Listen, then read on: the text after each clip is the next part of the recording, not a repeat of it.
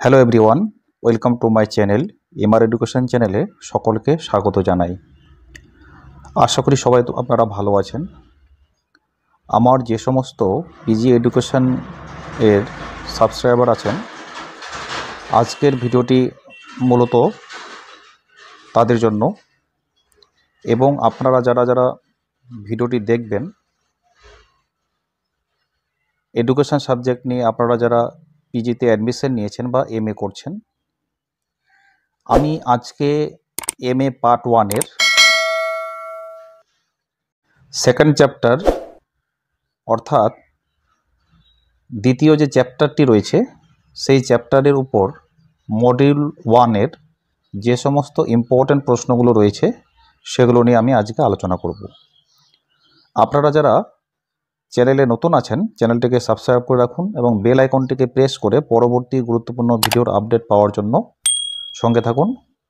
প্রয়োজনে একটা লাইক করুন এবং কমেন্ট করে আমাকে জানাবেন আপনাদের কোন কোন বিষয়ের উপরে কোনো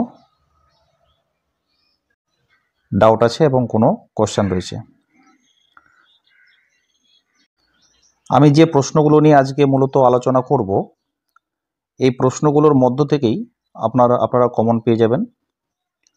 আরেকটি কথা আমি বলে রাখি, আপনাদের পরীক্ষার এখনও যদিও নোটিফিকেশান বেরোয়নি, এখনও সম্পূর্ণ বলা যাচ্ছে না যে কবে নাগাদ পরীক্ষাটি হবে, তো সেটারও একটা আপনারা সময় পাচ্ছেন।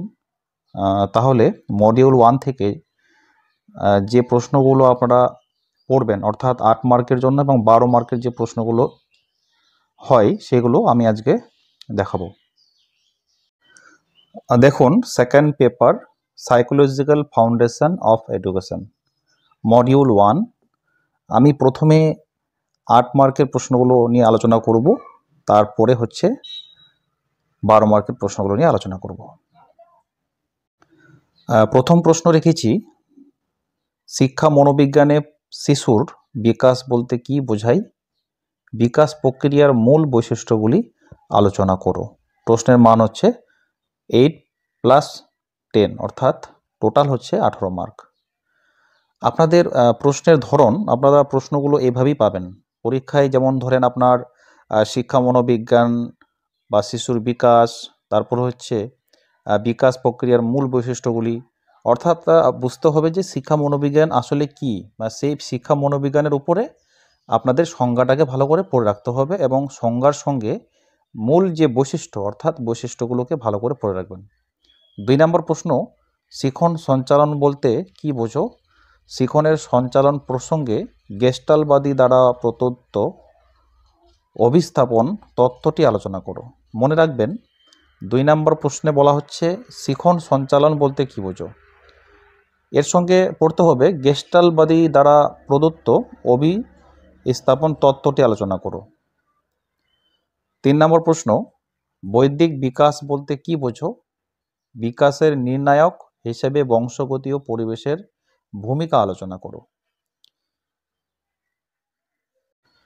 এরপরে 4 নম্বর প্রশ্ন, শিক্ষায় জ্ঞানমূলক বিকাশ প্রক্রিয়ার তাৎপর্য আলোচনা করো।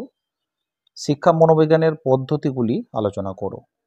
অর্থাৎ প্রশ্নে বলা হচ্ছে শিক্ষা জ্ঞানমূলক বিকাশ প্রক্রিয়ার তাৎপর্য, এক কথায় তাৎপর্য আলোচনা করো। একই সঙ্গে মনোবিজ্ঞানের পদ্ধতিগুলি আলোচনা করো।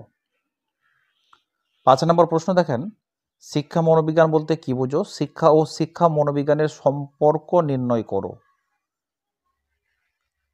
একই সঙ্গে শিক্ষক শিক্ষিকাদের ক্ষেত্রে শিক্ষা মনোবিজ্ঞানের জ্ঞান আবশ্যিক কেন, বক্তব্যের পক্ষে যুক্তি দিন। প্রশ্নটির মান হচ্ছে, এটা হচ্ছে আপনাদের 2+4+12, এরকম প্রশ্নের প্যাটার্নটা থাকবে। এরপরে চলুন 6 নম্বর প্রশ্ন, শিখন ও পরিণমনের মধ্যে পার্থক্য কি? গেস্টাল মনোবিজ্ঞানীদের প্রবর্তিত অন্তর্দৃষ্টিমূলক শিখন তত্ত্বের মৌলিক নীতিগুলি আলোচনা করো। পাঠদানের সময় এই নীতিগুলি কিভাবে অনুসৃত হতে পারে? প্রশ্নের মান 4+10+4, অর্থাৎ 18 মার্কের। আপনারা সবাই জানেন যে আপনাদের সময় দেখবেন যে শিখন ও পরিমনের পার্থক্য ছিল, ক্লাস 12-এ হয়তো সবাই পড়েছেন, এবং গেস্টাল্ট মনোবিজ্ঞানীর প্রবর্তিত অন্তর্দৃষ্টিমূলক শিখন, এগুলো আপনারা সবাই জানেন। একটু ভালো করে পয়েন্ট টু ভিউ ভালো করে দেখবেন, আর একটু চেষ্টা করবেন পরীক্ষার খাতায় পয়েন্ট টু পয়েন্ট লেখার চেষ্টা করবেন এবং সেটাকে ভেঙে লিখবেন। এরপরে স্কিনারের সক্রিয় অনুবর্তন তত্ত্বের বিবরণ দাও। শিক্ষায় সক্রিয় অনুবর্তন তত্ত্বের গুরুত্ব লেখো।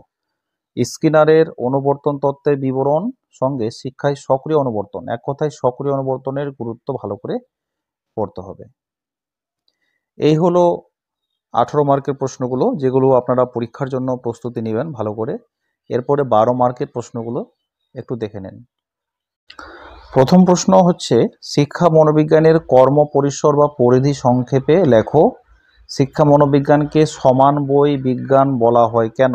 8+4, টোটাল 12 মার্কের জন্য। দ্বিতীয়ত, আধুনিক শিক্ষা মনোবিজ্ঞানের অভিমুখ, প্রবণতা, ঝোঁক আলোচনা করো। এটি শুধুমাত্র 12 মার্কের জন্য, মানে কোনো ভেঙে আসবে না, শুধু সম্পূর্ণ 12 মার্কের জন্যই দেওয়া হবে এটা। শিক্ষা মনোবিজ্ঞানকে সমন্বয়ী বিজ্ঞান বলা হয় কেন? শিক্ষা মনোবিজ্ঞানের পদ্ধতি হিসেবে বিকাশমূলক পর্যবেক্ষণ পদ্ধতি ও মানসিক চিকিৎসা পদ্ধতি দুটির উল্লেখযোগ্য বৈশিষ্ট্যগুলি আলোচনা করো। এখানে একটু ভেঙে বলি, এখানে যেটা বলা হচ্ছে, শিক্ষা মনোবিজ্ঞানকে সমন্বয়ী বিজ্ঞান বলা হয় কেন, এই অংশটা 2 নম্বরের জন্য, বাকিটা হচ্ছে 10 নম্বরের জন্য। শিক্ষা মনোবিজ্ঞানের পদ্ধতি হিসেবে বিকাশমূলক পর্যবেক্ষণ পদ্ধতি বা উল্লেখযোগ্য বৈশিষ্ট্যগুলি লেখো। এরপরে 4 নম্বর প্রশ্ন দেখুন, শিখন কি? শিক্ষায় অনুবর্তনবাদের গুরুত্ব আলোচনা করো। এর সঙ্গে S type and R type অনুবর্তনের মধ্যে পার্থক্য লেখো। 2+6+4, টোটাল 12 নম্বর। এরপরে 5 নম্বর প্রশ্ন তৈরি করতে হবে, শিখনের প্রকারভেদগুলি আলোচনা করো। আশুবেল প্রবর্তিত অর্ধপূর্ণ ভাষাভিত্তিক শিখন তত্ত্বটি ব্যাখ্যা করো। এটা হচ্ছে 6+6, এভাবে প্রশ্নটা আসতে পারে। ভালো করে মনে রাখবেন, শিখনের প্রকারভেদ, এরপরে আর টাইপ এবং এস টাইপ অনুবর্তন, এগুলোকে ভালো করে প্র্যাকটিস করুন। এরপরে চলুন 6 নাম্বার, বুদ্ধি ও বিকাশের পার্থক্য লেখো। জিরোমি ব্রুনার এর বৈদিক বিকাশের তত্ত্বটি আলোচনা করো। বুদ্ধি ও বিকাশের মধ্যে পার্থক্য, এর সঙ্গে জিরোমি ব্রুনারের যে বৈদিক বিকাশটা রয়েছে সেটা ভালো করে একটু আপনারা পড়বেন। স্মৃতি ও বিস্মৃতির সংজ্ঞা দাও। স্মরণ প্রক্রিয়ায় ধাপগুলি ব্যাখ্যা করো। 8 নাম্বার, বুদ্ধি বলতে কি বোঝো? বুদ্ধির বিভিন্ন বৈশিষ্ট্যগুলি আলোচনা করো। 3+9। 9 নাম্বার, শিক্ষায় প্রচেষ্টা ও ভুলের তত্ত্ব বলতে কি বোঝায়? থর্নডাইকের প্রবর্তিত প্রচেষ্টা ও ভুল তত্ত্বের প্রাথমিক সূত্রগুলি আলোচনা করো। একই সঙ্গে দিতে পারে, পাঠদানের সময় উক্ত নীতিগুলি কিভাবে অনুসরণ করা যায়। 2+5+5। এরপরে 10 নাম্বার, তথ্য প্রক্রিয়াকরণ মডেলের সাহায্যে স্মৃতির ব্যাখ্যা করো। তথ্য প্রক্রিয়ার মডেলের সাহায্য, অর্থাৎ তথ্য প্রক্রিয়ার যে মডেলটি রয়েছে সেইটার ভালো করে স্মৃতিটা ব্যাখ্যাটা ভালো করে পড়বেন। এরপরে চলুন, আমি 4 মার্কের জন্য প্রশ্নগুলো রেডি করেছি, কারণ যদি হচ্ছে আপনারা 12 মার্কের জন্য আপনারা রেডি করে রাখেন এগুলোকে, 18 মার্কের জন্য আপনাদের যদি হয়ে যায় তাহলে আপনারা এর সঙ্গে 4 নম্বরগুলো পড়ে রাখবেন। 4 মার্কের 6টি প্রশ্ন রেখেছি, দেখুন এর মধ্য থেকেই আপনারা কমন পাবেন। স্মৃতি সংগঠনের অন্তর্জাল মডেল ব্যাখ্যা করো। সংগঠনের অন্তর্জাল মডেল ব্যাখ্যা করো, অর্থাৎ অন্তর্জাল যে মডেলটি রয়েছে সেটার ব্যাখ্যা ভালো করে পড়তে হবে। এরপরে স্বল্প স্থায়ী স্মৃতি ও দীর্ঘস্থায়ী স্মৃতির পার্থক্য লেখো। 3, শিখন সঞ্চালনের নীতি হিসেবে সামান্যীকরণ পদ্ধতি সম্পর্কে আলোচনা করো। এরপরে টিকা আকারে যেগুলো এসে থাকে, অনুশীলনের ও ফললাভের সূত্র, কোহলবার্গ প্রবর্তিত নৈতিক বিভাগ, এগুলো সবই ইম্পর্টেন্ট প্রশ্ন। 5 নাম্বার, প্রাচীন অনুবর্তন ও সক্রিয় অনুবর্তন সম্পর্কে লেখো। আরেকটা যেটা হচ্ছে 6 নাম্বার, জ্ঞানমূলক মানচিত্র সম্পর্কে লেখো।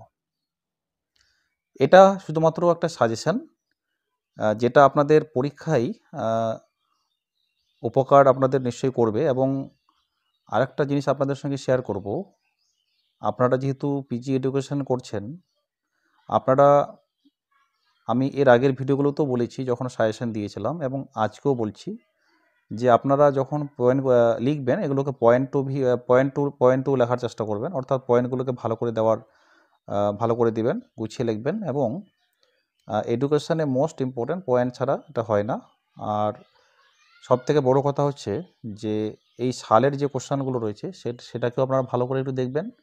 আর আজকে আমার যে সাজেশানটা এটাও অনেকটা হচ্ছে আপনাদের অনুপ্রাণিত করবে এবং আপনাদেরকে অনেকটাই সহায়তা করবে, এটুকু বলতে পারি। সঙ্গে আপনারা সালের কোশ্চেনটাও আপনারা দেখে যাবেন। যাই হোক, আপনাদের ভিডিওটি কেমন লাগলো আমাকে নিশ্চয়ই জানাতে ভুলবেন না। Thanks for watching. দেখা হবে পরবর্তী ভিডিওতে। ভালো থাকুন, সুস্থ থাকুন।